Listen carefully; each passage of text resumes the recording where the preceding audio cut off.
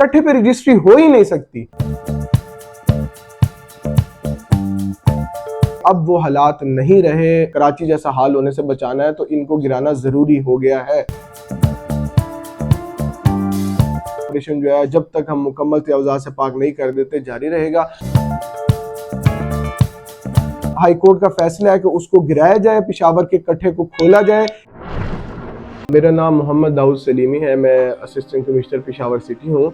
शाही कट्ठे पे इस टाइम दो कैटेगरीज की तामीरात है। एक जिनका ये जिक्र कर रहे हैं कि उनसे मेट्रोपॉलिटन किराया लेती है और पता नहीं वो 1960-62 कब से बनी हुई है, ये फिगर मुकम्मल तौर पे गलत है। हर आप दुकान की हमने इंफरादी फाइल देखी है उसकी सरकारी, ये 1980, 90 इवन रिसेंट सालों में भी जो है ये तामीरात हुई है और ये बाकायदा कब्जे हुए हैं। आपको फाइलों में मुकम्मल प्रूफ के साथ इसकी पूरी ट्रेल नज़र आती है कि इनको बाकायदा सिर्फ तह बाजारी के पासेस दिए गए थे रेडियाँ खड़ी करने के। इन्होंने उसको जवाज बनाकर वहाँ पहले टीन की दुकानें बनाई, फिर पुख्ता स्ट्रक्चर्स बनाए और फाइलों में आप देखते हैं कि ये इलीगल 100% टीएमए ने डिक्लेयर भी किया। इनको गिराने के लिए ऑपरेशंस भी किए गए मल्टीपल टाइम्स, लेकिन यही जो वेस्टेड इंटरेस्ट जिन लोगों का है जो इससे फाइनेंशियल गेन्स हासिल कर रहे हैं, उन्होंने कभी एक तरीके से, कभी दूसरे से, कभी दबाव डाल के, कभी दुकानदारों का एक लॉ एंड ऑर्डर सिचुएशन बना के वो इंतजामिया को बैकफुट पर लाते रहे हैं। इसमें हमारी भी कमजोरी है यकीनन सरकार की, लेकिन इस दफ़ा हमने इस बात का तहैया किया हुआ है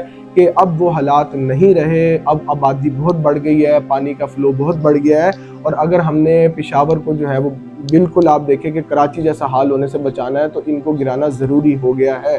जहाँ तक दूसरी बात है रजिस्ट्रियों वाली कैटेगरी की, चीफ जस्टिस दोस्त मोहम्मद साहब पेशावर हाई कोर्ट के, जस्टिस इरशाद अहमद खान, ग्रीन बेंच, ये डबल बेंच का फैसला है बाकायदा कि चाहे कट्ठे के ऊपर किसी सिविल कोर्ट की डिग्री से रजिस्ट्री हुई है या चाहे वो किसी रेवेन्यू अथॉरिटी की तरफ से रजिस्ट्री हुई है, वो 100% गैर कानूनी है, तो कट्ठे पे रजिस्ट्री हो ही नहीं सकती।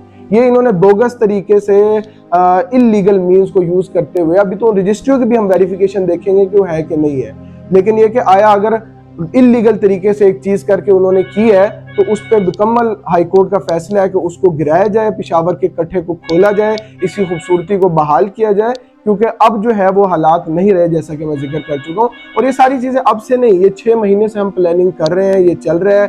पीएनडी डिपार्टमेंट की एक फिजिबिलिटी स्टडी बाकायदा कंसल्टेंसी फर्म के साथ वो पिछले कई महीनों से जो है वो चल रही है, जिसमें पूरी इसकी टोपोग्राफी जो है वो मैप हो चुकी है, इस पर तजावुज़ात की सारी तफसीलात हमारे पास आ चुकी हैं और इंशाल्लाह उसकी रोशनी में हम मानसून खत्म होने के बाद फेज वाइज कट्ठे पे भी अपना ऑपरेशन जारी रखेंगे। हायर अप्स ये चाहते हैं कि इसको जस्ट हम इस पे जो तजावुज़ात हैं वो गिरा के इनको ऐसे ही ना छोड़ दें, इन पे या तो बाकायदा कोई ग्रिल्स लगा के कोई वॉकिंग ट्रैक प्लान किया जाए या यहाँ इसके ऊपर कोई ग्रीन बेल्ट बनाई जाए, या अगर कोई कार्ड्स वगैरह इसके अलॉन्ग बाउंड्रीज पे कोई अगर लगाना है, कोई वेंडिंग जोन उस तरीके से बनाया जाए। तो ये 3-4 मुख्तलिफ प्रपोजल्स अभी चल रहे हैं और इसी फिजिबिलिटी स्टडी जिसका मैंने जिक्र किया है, इसके आगे जब उसका इम्प्लीमेंटेशन फेज होगा उसमें बाकायदा इसके लिए अलॉटमेंट रखी जाएगी, उसको गिराने की कॉस्ट के हवाले से भी, क्योंकि मैसिव स्ट्रक्चर्स हैं इस पे, और इसी तरह उसके आगे रिहेबिलिटेशन के बाद का जो फेज होगा उसके रिहेबिलिटेटिव यूज के हवाले से भी। तो ये 3-4 प्रपोजल जो मैंने जिक्र किया ये अंडर कंसिडरेशन। देखें, ये कूची बाजार में आग लगने का वाकया हुआ था, उसके बाद हमें एहसास हुआ था कि रेस्क्यू व्हीकल्स को अंदरून शहर एक्सेस करने में कितनी मुश्किलात का सामना है। तो उसके बाद 3 से 4 हफ्ते तो सिर्फ हमारी कंसल्टेशन ही चलती रही है। चैम्बर ऑफ कॉमर्स के साथ डी साहब ने अलहदा मीटिंग की, जो ताजिर बरादरी उनकी जितनी तंजीमें हैं उनकी लीडरशिप के साथ एक नहीं 2 मीटिंग्स की। फिर उन्होंने कहा जी कि ये लाल लकीर वाला एरिया है, यहाँ रिकॉर्ड नहीं है, हुदूदात हमें नहीं पता, आप आके हमें एक लकीर लगा के भी दे दें। हमने जाके 5 बाजारों में पता नहीं कितने घंटे लगाकर पेंट के साथ लकीर खींची, हर दुकानदार की उसके साथ पिक्चर ली, उसके बाद भी फर्दर 3 दिन का टाइम दिया कि खुद वॉलंटियरली आप पीछे कर लें। तो ये बात तो बिल्कुल एक गलत है कि हमने उनको कंसल्ट नहीं किया या उनको ऑन बोर्ड नहीं लिया, बिल्कुल ऑन बोर्ड लिया। अब ये कि उसके बाद हमने मरहलावार सख्ती की, जिस तरह मैंने बताया कि लाइन लगा दी, वॉलंटियरली मौका दिया। तो शुरू में जाकर जब हमने खुद तजावुज़ात हटाई, हमने किसी को गिरफ्तार नहीं किया। इवन पहले 2 से 3 दिन भी हमने फर्दर मौके दिए कि आप ये कुंडे खुद हटा लें, ये शेड खुद हटा लें जिनमें कुंडे लगे हुए हैं। जो नहीं किया फिर हमने खुद हटाना शुरू किया। फिर उसके बाद अब मेंटेनेंस और इम्प्लीमेंटेशन वाला फेज आ गया है कि अब तजावुज़ात हट गई हैं तो अब दुकानदार अपनी हुदूद के अंदर रहे। 2 हफ्ते गुजरने के बाद भी अब जो लोग नहीं मान रहे, तो अब हमने सीलिंग्स शुरू की हैं और उनको जुर्माने हैवी करना शुरू किए हैं। तो मरहलावार हमारी सख्ती बढ़ी है और इंशाल्लाह इसी तरीके से ये जारी भी रहेगी। देखिए, ये जब ये शुरू हुआ था तब हमने बताया था कि इन 5 बाज़ारों में तो 2 हफ्ते हम कम अज़ कम देंगे। आज अल्हम्दुलिल्लाह 2 हफ्ते हो गए हैं मैं इस हवाले से बड़ा एक आप कह लें मुतमईन फील कर रहा हूँ और खुश फील कर रहा हूँ कि हमारे अपने एंड पे भी हमारी कारकर्दगी का ये पैमाना है ना कि खुद हम अपनी कमिटमेंट्स पूरी कर पाते हैं या नहीं। 2 हफ्ते हो गए हमने मुसलसल जाकर दिखाया है, लेकिन हमें लगता है कि अगर अभी हमें मजीद 2 हफ्ते भी लगाने पड़े, इन्हीं 5 बाज़ारों में 2 महीने भी लगाने पड़े, ये इंशाल्लाह ऑपरेशन जो है जब तक हम मुकम्मल तजावुज़ात से पाक नहीं कर देते जारी रहेगा।